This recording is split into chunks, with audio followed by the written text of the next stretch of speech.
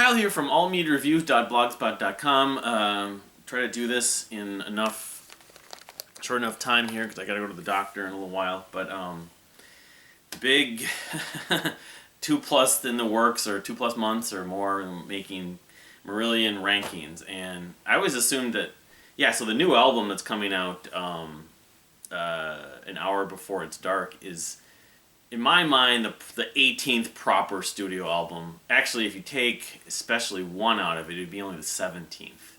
So I'm ranking basically 17, not 18. I'm ranking 17 through 1 every Marillion proper studio album, including one specific that's sort of an exception. So here we go. I'm not going to go into great detail until maybe the end, but number 17, Somewhere Else. Number 16, I'll do the year. This is 2007. Somewhere Else from 2007. Number 16, 2012's Sounds That Can't Be Made. Oops. Well, that's the trouble about this. This is this deluxe package, but it doesn't always go in. Number 15, Fugazi.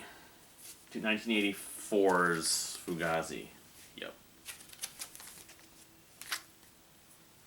Just be careful with this stuff, of course. Number 14, 1997's The Strange Engine. Again, I've shown these, so I don't need to show them in great detail. You can look at all the other 17, 18 videos I've already made about these. Number 14, 1992's Holidays in Eden.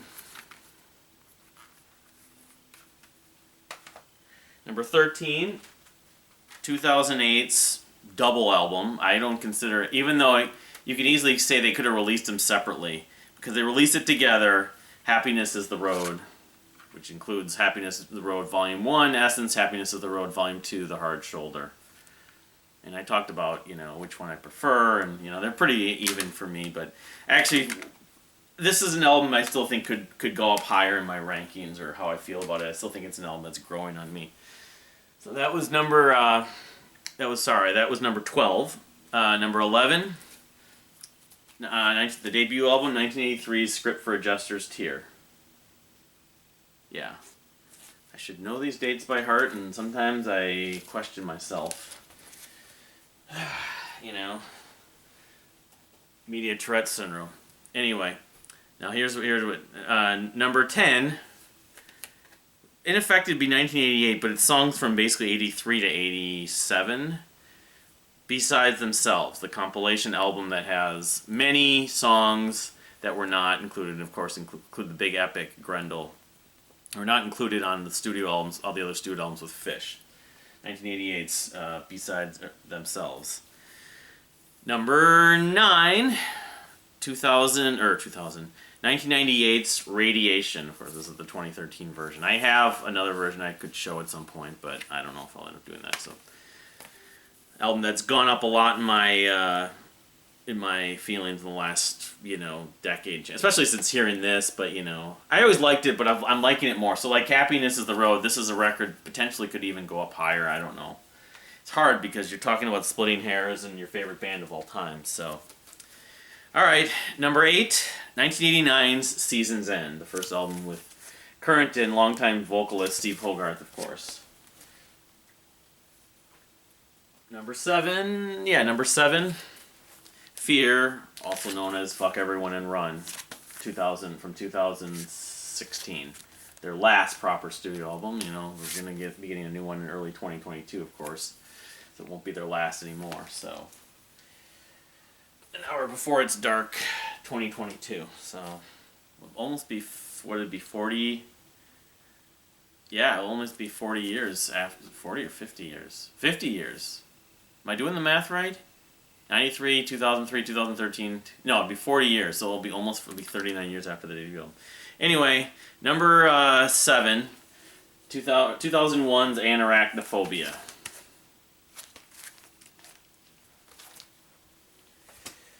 Number 6, 1999's Marillion.com.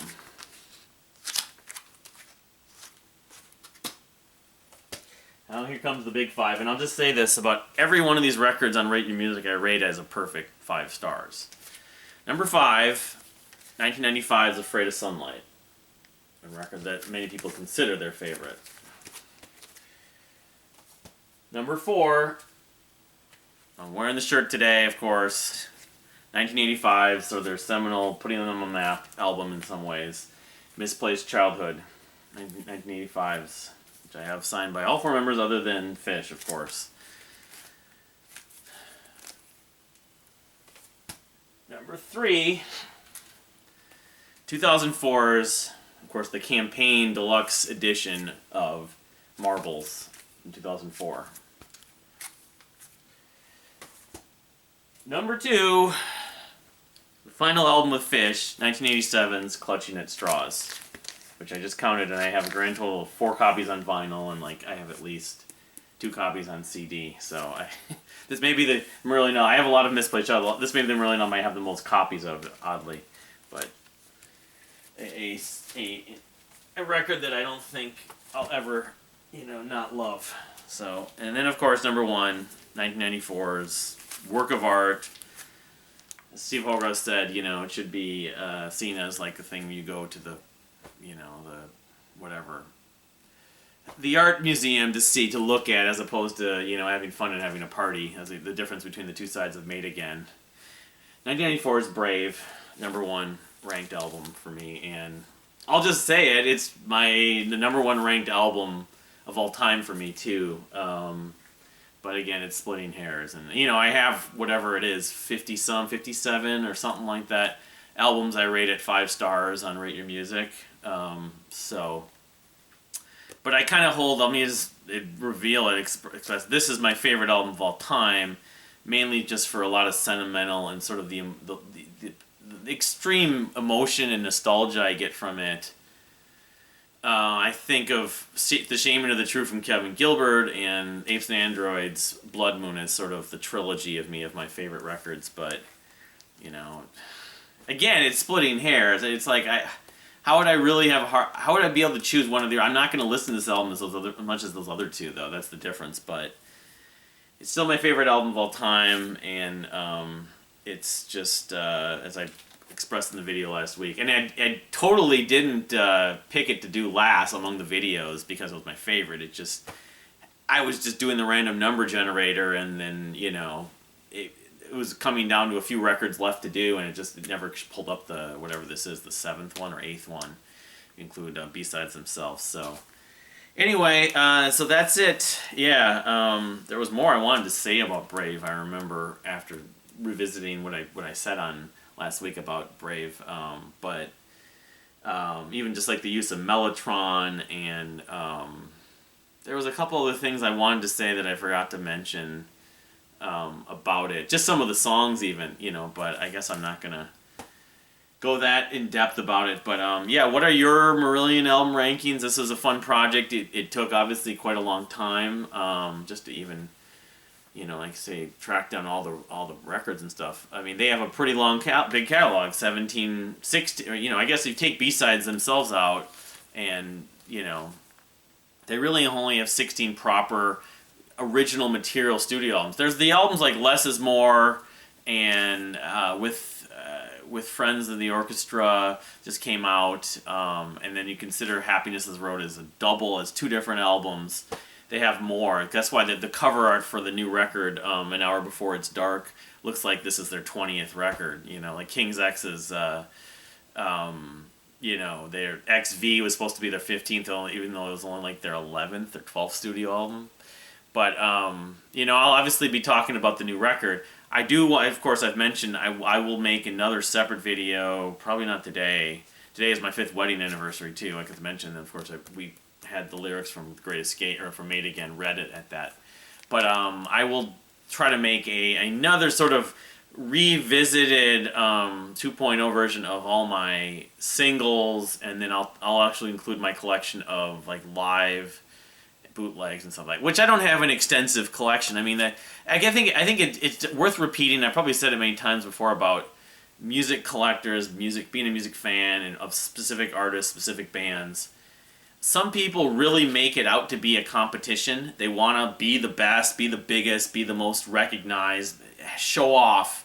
Whether they've got the largest collection or they've gone to the most shows or whatever. They have this elaborate display. It doesn't really mean, to me, it's not competition. And I also am someone who likes variety, or at least somewhat, and thinks of music like food on a buffet. Now, I don't eat on buffets anymore. It doesn't agree with my system, but I want to have the best of the best, the cream of the crop in a sense. So I have a lot of favorite bands, there's a lot of them, it's just too many, but I'm not trying to compete with all the Marillion fans that have much more extensive collections, have been around listening to the band a lot longer or whatever, have been to, dozens and dozens of more shows than me. But they are my favorite band, so I have a reasonably sizable collection, and so it's worth probably showing how much I have collected as far as them.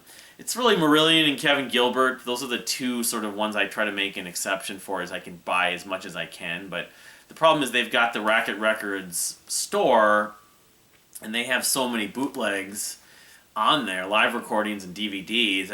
It was like $20, $30 a pop, and I'm trying to pay my rent and trying to pay my energy bill and everything, afford whatever, avoid going into debt, which I did a couple different times, but, I couldn't buy it all. I couldn't afford it all, I just could afford whatever I can, and, I don't even have all the records on vinyl still. I have whatever, the majority of them. I have like 7. I don't know how many I have here.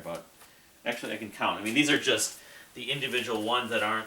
I have, let's see, this is 1, 2, 3, 4, 5, 6, 7, 8, 9. I have a dozen, so out of the, you include B-sides, I guess, so the 17 I have, so I actually am going to probably buy that. It's on eBay. Many people have copies of it. It's not hard to find. I have 12 of the 17 proper, and the new one I'm getting on vinyl too, an hour before it's dark, so. But yeah, I'll do that video, and then, and Fish, of course. I probably will want to do a Fish video at some point, but I'm going to, my direction going forward now is I did the first of the Deer Hunter rankings video, just doing videos on them. I'm going to do the same thing. And it's not as much of a catalog, but the Deer Hunter, and I've mentioned Coheed and Cambria, and the Mars Volta, and maybe Muse, and some other artists. I don't know if I'm going to do videos. I'll probably just do one video for those, but the Deer Hunter I'm making an exception about. And then I might start to revisit some of this stuff. And then there's just a lot of other smaller independent bands too, but I mean, like, I may go back and do some more on, like, Fate's Warning, who's one of my favorites too, and some of the other artists that have new albums coming out too. Fate's Warning doesn't have a new album out, but of course the albums of the year. I mean, I've been listening to the new. Actually, I've been listening to this band called Gorilla Toss. It was suggested from Kai from Bubble Math. He's been getting into Apes and Androids, so. That band I might want to do a video about at some point once I've listened to more of their stuff. They're kind of a mix of like the B-52s and Talking Heads, but that's being vague. I mean, they almost remind me of Foals or Everything at points. But yeah, I've been listening to some other stuff recently besides them. But the new albums that are coming out, of course, too. Dream Theater and well, of course, Pepe Deluxe is coming out soon. There's some of that stuff I'll be making videos about, assuming I have the time and everything with our living situation here with my mother-in-law probably going to come to stay with us permanently for a few months at least, so it may affect my ability to make videos like this. But yeah, no, I guess that was it. It was quite a daunting task, but they are my favorite band, and I always thought about this years ago. It's like, I should just, instead of doing a whole video or 2 videos on my Marillion collection, why don't I do a video on every album, and then I'll do one like this, the rankings. And maybe that's what I'll do, because I won't do necessarily a video on every album from a lot of these bands, like Fate's Warning or Rush or that'd be a fun one. I'll just do a ranking videos. I've never done I know people have done them, so it's sort of cliche and not that original, but I'll do some ranking videos of some of these artists that I did specific reviews on years ago, just like I just did. Yeah, I may, that may be what's headed, because there's some just, like, even collections that I've added to some of my collection that since I made those videos 5-6 years ago, so. But anyway, if you feel like doing it, post your rankings of all the Marillion videos, Marillion videos. Post your rankings of all the Marillion albums. How do you rank whatever? What is in effect? I guess you'd say 16 proper, 16 to 19. You want to put less is more in there. You want to put with friends in the orchestra, you know, fine, St. David's or whatever. Fine. I'm just looking at original studio recordings of albums. And you know, I would put B-sides because it's got Grendel and it has other songs, most of them that weren't on studio albums. So to me, that's why they've released really a proper 17 studio albums, and the new one, you know, An Hour Before It's Dark is going to be their 18th proper, original studio recorded albums. So, but anyway, thank you for watching. We'll see you next time.